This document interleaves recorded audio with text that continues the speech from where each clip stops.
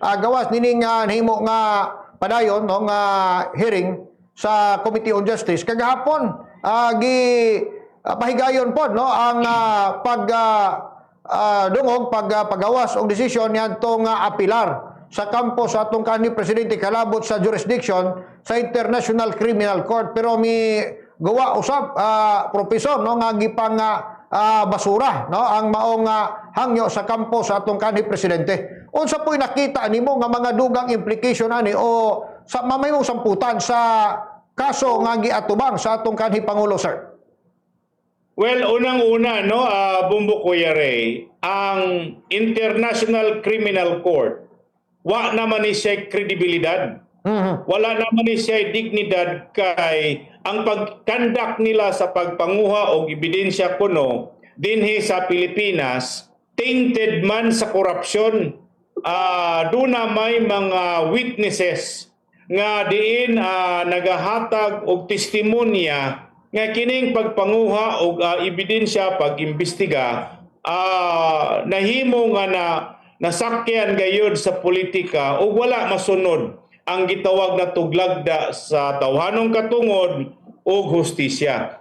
Ang desisyon kagahapon sa Appeals Chamber sa ICC, Bumbo Kuya Ray, nagpakita lamang kung unsa na siya kabayas o giunsa siya pagmanipula sa mga politikanhong kaatbang sa kanhi Presidente Rodrigo Roa Duterte. Sayod banta nga ang kining International Criminal Court of Justice, left-leaning ang nagpatigbabaw niini nga mga grupo o nakitaan nato nga kining ni ang pagkabayas sa International Criminal Court nagpakita lamang sa sinugdanan sa ilahang katapusan nga mahugno ug magunob kini mao nga institusyon tungod kay wala kini makahatag og insaktong hustisya. Supposed to be ang objective sa International Criminal Court, Bumbo Kuya Ray, dapat lamang musulod ug mo-intervene sila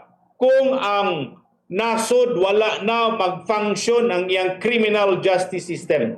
Ang atong criminal justice system functional. Ang atong kapulisan, ang atong prosecutor, ang atong korte o ang uban nga mga instrumento naga-function. Nagapakita lamang kini nga butang wala gayud gihatagan og bili o gibastos ang tibuok nasod nga Pilipinhon apil ang iyang gobyerno kay nagpatigbabaw man ang politikanong interest nga diin ang atong International Criminal Court nagpadayon sa ilahang pagpaabot og desisyon nga kita nagatuo nga walay jurisdiction kining niya ang International Criminal Court no kining niya nagpakita lamang Bumbo Kuya Ray nga ang ato gidi ay nga International Criminal Court may influensya gihapon sa politikanong interest sa kaatbang sa politika.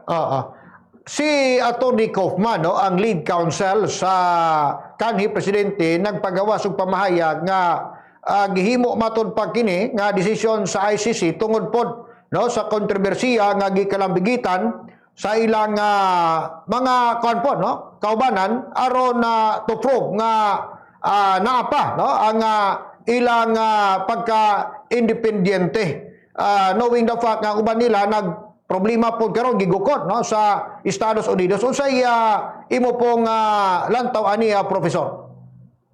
Yes no kining niya ang pamahayag ni sa Defense Counsel no ni Atty. Kaufman nagpakita lamang nga ang kining ni ang mga huwes sa International Criminal Court nga diin gipanggukod na sa kining ni ang arms of the law of the United States nga diin ang ilang mga bank deposits, ang ilang mga bank accounts, ang ilang mga credit card gipang frozen. Nagpakita lamang kining niya nga wala nila mahatag ang insakto nga role gigampanan, wala nila magampani og insakto ang mandato sa pagmugna niya ng International Criminal Court no. So kanang nagapakita lamang nga ang kining ni ang panghitabo karon wala gayud siya makakabot sa gitawag nato og maayong kalambuan sa paghatag og hustisya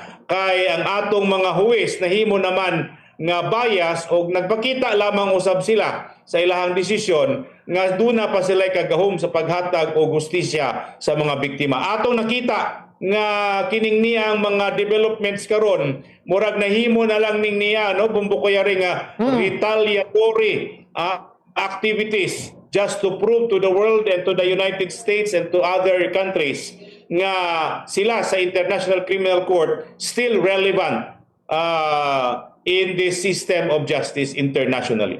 I see. So, pasabot ba ni, Professor, nga murag tuloy-tuloy na padong sa full trial, kining nga samputan sa atong kanhi Presidente, kung atong basihan, kining mga gesture o desisyon nga gipakanaog sa pre-trial chamber 1?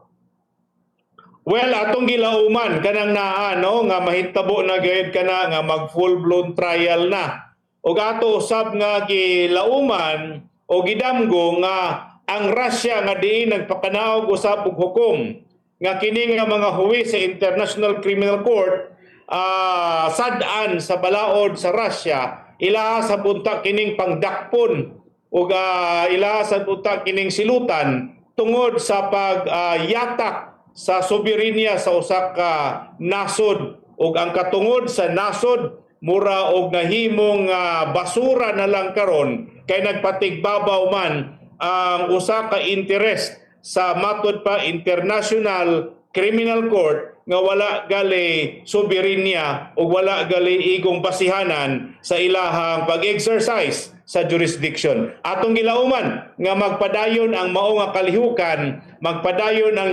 inustisya, magpadayon ang pagyatak sa katungod sa atong nasod nga Pilipinhon niining International Criminal Court of Justice, Bongbong Ray. I see. So, with that note, daghan kayong salamat, no? Professor Jerry Canyo, sir. Unless otherwise, doon na pa kayo ipaapas, no? Nga dugang mga minsay usab, no? Alangan to sa atong mga tigpaon event, no? Sa atong mga avid viewers. Yes, daghang salamat nini kahigayunan, Bongbong Ray, og gusto lang nato usab timbayahon ang atong mga bag-ong nipasa sa licensure examination sa criminologist niadtong miaging semana dinha kita sa siyudad sa Caraga, sa Butuan City ug mapasalamaton kay kita sa paggabi-abi sa atong PRC Regional Office 13 diha sa Caraga ug sa ato usab nga Pickup Council, no, ang atong Professional Criminologist Association of the Philippines Council nga gipanguluhan sa atong Pickup Regional Governor si Kuya Marjon Millones o uban sa iyahang mga opisyalis sa Tibok Caraga Region. Daghang salamat niini nga kahigayunan, Kuya Ray, maayong buntag kanatuntanan.